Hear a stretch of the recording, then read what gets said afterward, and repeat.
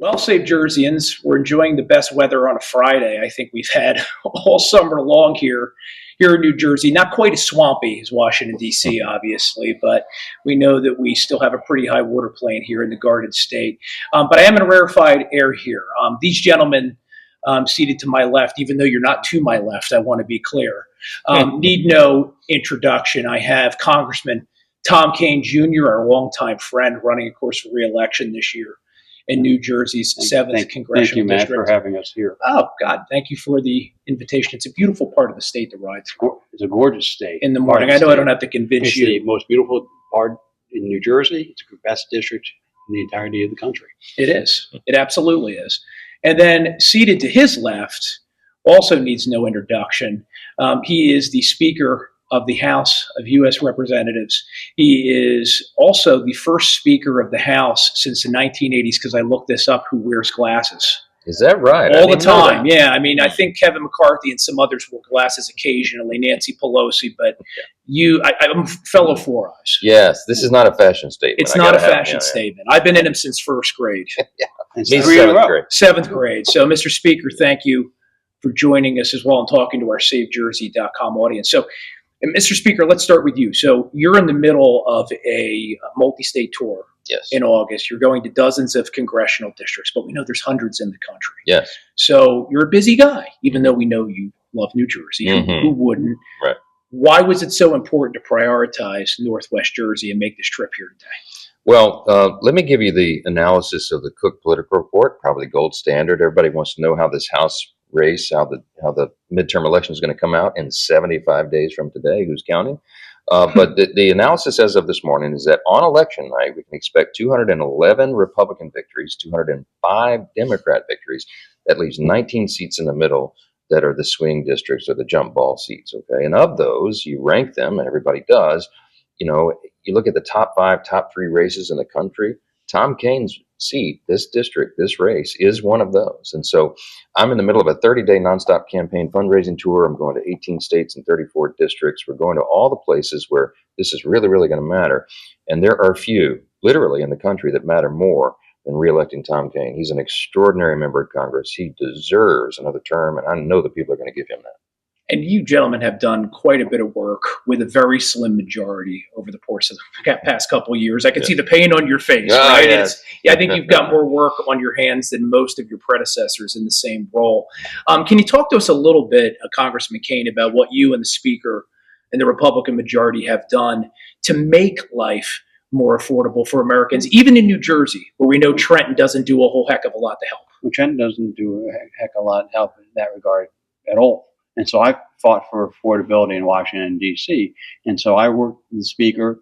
I was the one who led the way on bringing SALT relief back for every single middle-income family in the state of New Jersey and across this country, because I worked across common ground, worked across the state, worked across the caucus, and said we need to make affordability. So one big, beautiful bill brought SALT relief for every single middle-income family. It brought tax deductibility and innovation tax cuts. So you're able to actually create new jobs and have families be able to afford to live near each other. So the most important thing that you can do is make sure that generation after generation of families are able to afford to live in the greatest state of the union. And by having tax cuts from the federal level, having no tax on tips, no tax on overtime, all of these things that took a lot of hard work, and the Speaker was a great leader in this regard, to say, how do we find this common ground?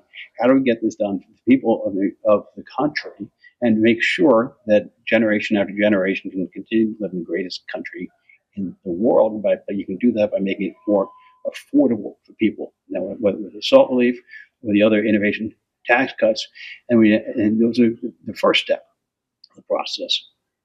Yeah, and it's a long process, because not only are states like ours pretty chronically mismanaged, there's still the hangover of Bidenflation that we're dealing with. Mr. Speaker, you've talked a lot about the rise of socialism. Mm-hmm. I mean, it's not really the Democrat Party anymore, it's the Socialist Party. We have some in our own backyard here, Congressman Kean, and you've compared it to a contrast between crazy and common sense. Could you explain exactly what you mean? I mean, it's obvious to me, but maybe it's not obvious to everyone. Well, I think it's becoming more obvious to more Americans because they give us new illustrations of this every day. For months, we'd been saying that the approaching election, this midterm, was going to be a contrast for America, not a contract with America year, a contrast for America year. And we said it was, in short summary, a contrast between common sense and crazy. Well, now, increasingly, it's common sense versus communism. It would have been unthinkable for us 10 years ago to guess that it would come to that in November of 2026, on the 250th anniversary of the greatest nation in the history of the world. We're going to be in a contest, an open cataclysmic battle to determine whether we remain a constitutional republic or we go down the stark, dangerous, deadly road to communism. But my friends, that's what's happening, and you see it. So there's an insurgent left that is taking over the Democrat Party. And as I like to say in summary around the country, I hate to tell you this is not our father's Democrat Party. They are quite literally going to run that party over the cliff. So we have to make sure that we defend America's founding principles. We defend the ideas of individual freedom and limited government and the rule of law and peace through strength and fiscal responsibility, free markets, human dignity, the things that Tom Kean fights for every single day. I would say this about my colleague I'm sitting here with. I'm not just here because it's an important race. I'm here because he is a genuinely good man. This guy has a servant's heart. He is a public servant. You know, in politics right now, there's performative art, right? There are show ponies and there are workhorses. This guy defines workhorse. He delivers for New Jersey. He fights for the principles of his constituents every day, and he will always do that for you. And that's why he deserves to be reelected. Yeah, I don't think SaveJersey.com's ever said anything bad about you, which in this state's the ultimate compliment, because you know that I'm not shy. That is the ultimate compliment. Speaker, you are in a state, because we're talking about socialism and how it's been creeping into our politics, where I think we have more millennials and Gen Zers living home with their parents than any other state in the union. A lot of these young people in their 20s and 30s don't remember Ronald Reagan. They don't remember the Cold War. They're not necessarily learning the difference at Rutgers or any of our other public universities. What's your message specifically to them if they're tempted to try a socialist candidate this November? It's a great point. We have an education component to what we're doing right now because an alarming number of younger people and younger voters say that they would prefer socialism in their government. So we're trying to make this easy. We launched a website that we debuted on Fox News just several days ago, contrastforamerica.com. And I encourage everybody to go there. You can use it as a tool because we illustrate the history, the undeniable, inevitable history of socialism and communism. Every time it's been tried, it has led to human suffering, not to lower costs of living. It's led to the loss of freedom, to poverty, suffering, famine, and death. Socialism is a step in Marxist philosophy towards communism. Marx thought that was the utopia, the perfect society. It's a dangerous, deadly fool's errand, and it has been the cause of the murder of tens of millions of innocent people in the 20th century alone. That history is not known by the generations coming behind us, and it needs to be known. We cannot go down that road. It's the opposite of America's principles, and that's what we're fighting for right now in this fateful midterm election.